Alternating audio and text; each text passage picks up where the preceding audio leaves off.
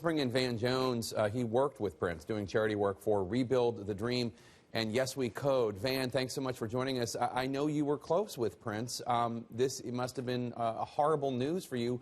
What do you think about when you think about your friend? Well, first of all, the idea of him being a musician is important. Obviously, it was very important to him. But, we spent, infinite amount of time together, and we very rarely talked about music. He's a humanitarian, first and foremost. He's not the kind of friend that was there for you when you don't need him. But if you do need him, he is there 1,000%, and whether you know him or not. There are people right now who have solar panels on their houses in Oakland, California that Prince paid for, and they don't even know it. There are people who are, charities.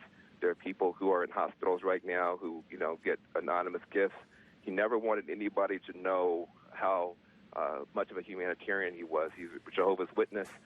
They're not supposed to speak about their good works, but this is a guy who cared so much. And when you're talking to him, he's talking about everything in the world. He's talking about Greek philosophy. He's talking about lost cities in Egypt. He's talking about humanity. And also, the other thing is nobody knows about him is, if he had not been a musician at all, he still would have been famous as a stand-up comedian. This dude was the funniest guy. I mean, he would have you not, literally gonna pee your pants, just unbelievable all-around human being. Not just a great musician, a great human being at every conceivable level. And Van, you spoke pretty passionately about Prince's commitment to helping rebuild the dream. Here's a clip of you and Prince talking about your charity work on The View.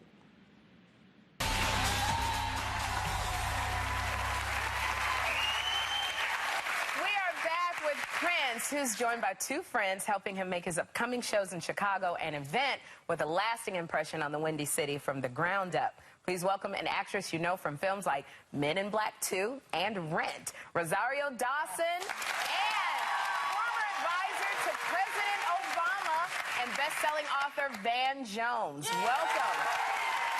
Welcome, Rosario and Van.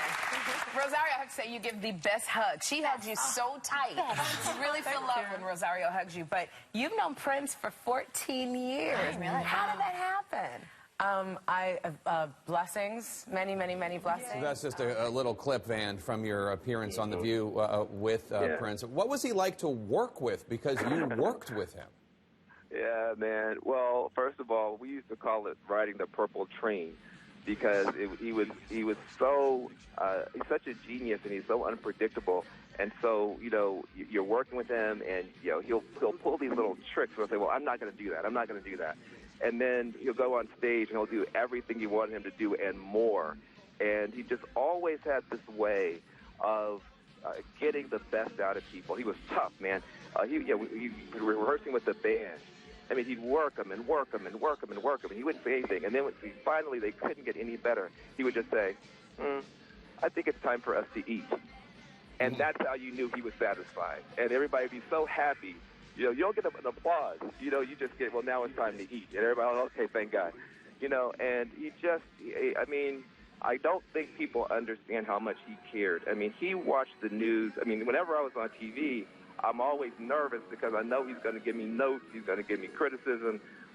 He's just this guy who cares so much, and he used his music. But the song on the stage was just a part of the song of his life. Everywhere he went, he brought that genius. He brought that excellence. He brought that care, and he brought that mystery. I can't believe I've talked about him in the past tense. Yeah, that must be awful. You and I are roughly the same age. We're in our 40s, a little bit younger than Prince. I think of Prince almost as a post-racial singer in a way, just because his first album, 1984, I was 15. This was the 80s. I didn't think of him as a black singer. I just thought of him as an amazing singer, one way or the other. But I know that the African-American community was so important to him. Yeah, I don't. That's the one thing I think that is so key to him. We used to talk about, John Henrik Clarke and like I said, Egyptian philosophy, and he really cared. He believed in the Black Lives Matter kids so much, and he had a dream for them. He said, I hope that they become an economic force. I hope that they use their genius to start businesses and to be creative. And when he decided to go to Baltimore, he stood on that stage and he said, when I come back to Baltimore, I want to stay in a hotel that you young people have created. I want to go to a restaurant that you young people have created. He really believed, because he was so young, 17 years old. And when he first got started, he really believed that the young people could change the world. And he thought about that.